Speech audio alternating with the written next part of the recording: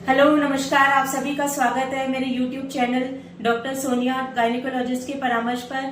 आज का हमारा विषय, हमारी ये सीरीज गर्भपात यानी कि अबॉर्शन या मिसकैरेज के ऊपर है।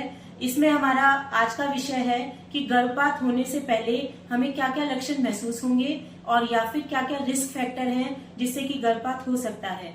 तो सबसे पहले तो गर्भपात एक ऐसा शब्द है जो कोई भी गर्भवती महिला सुनना नहीं चाहेगी, क्योंकि एक बहुत ही पीड़ा का दौर है जिससे कि औरत गुजरती है।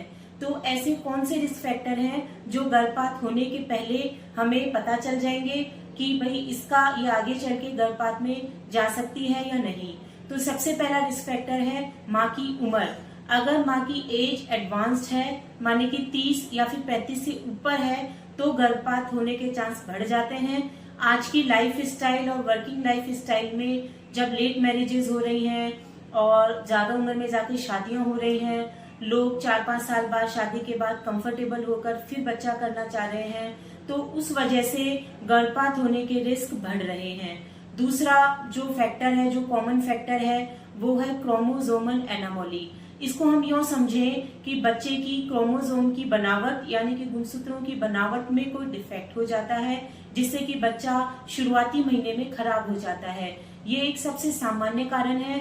जितने भी गर्भपात होते हैं उनमें से 50% गर्भपात के कारण क्रोमोसोम एबनॉर्मेलिटी यानी कि बच्चे में जन्मजात विकृति का होना है।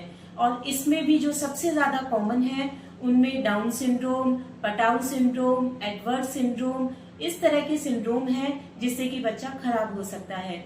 अब इनके अलावा बहुत सारे फैक्टर्स हैं गर्भपात के, जैसे कि हार्मोन फैक्टर, जिसमें थायराइड की प्रॉब्लम होती है, प्रोजेस्टेरोन हार्मोन शरीर में पूरी तरीके से नहीं निकल पाता, अनकंट्रोल्ड डायबिटीज वाले कारण हो सकते हैं, एनवायरमेंटल फैक्टर्स हो सकते हैं कि आप ऐसे एरिया में रह रहे हैं जहाँ की रेडिएशन एक्सपोजर बहुत ज्यादा है, आपकी लाइफ स्टाइल ठीक नहीं है, स्मोकिंग की हैबिट है, अल्कोहल की हैबिट है। इसके अलावा अगर आपका न्यूट्रिशन ठीक नहीं है, मदर में किसी तरह का कोई इन्फेक्शन है, बहुत सारे इन्फेक्शन हैं जो कि अबॉर्शन की तरफ जा सकते हैं, जैसे कि टॉक्सोप्लाज्मा, साइटोमेगेलोवायरस, इसके अलावा हर्पीज इन्फेक्शन, ये सभी इन्फेक्शन अबॉर्शन की तरफ जा सकते हैं।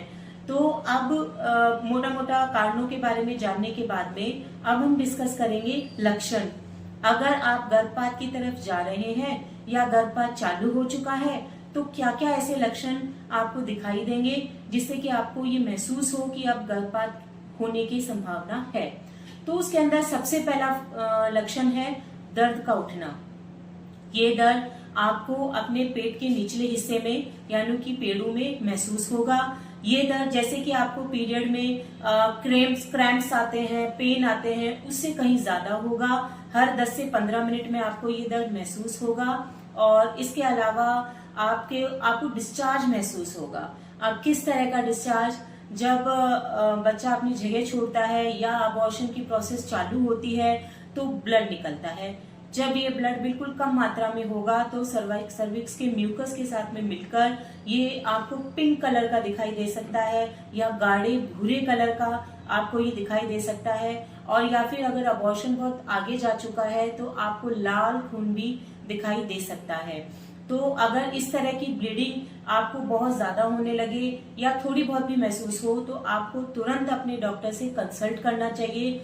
हो सकता है कि वो किसी तरह की इंजेक्शन या मेडिसिन देकर आपके बच्चे को रोकने की कोशिश कर सकें। दूसरा, इसके अलावा क्या क्या सिम्टम्स हो सकते हैं? आपको साइंस ऑफ प्रेगनेंसी वो कम होते हुए महसूस होंगे।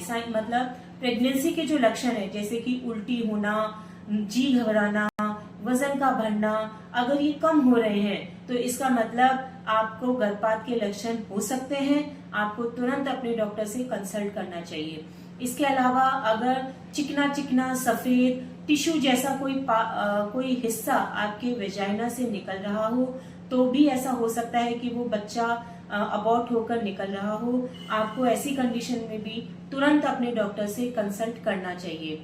तो ये सभी लक्षण थे गर्भपात होने के। अगर ये सभी लक्षण आपको महसूस हो तो आपको तुरंत अपने डॉक्टर से कंसल्ट करना चाहिए।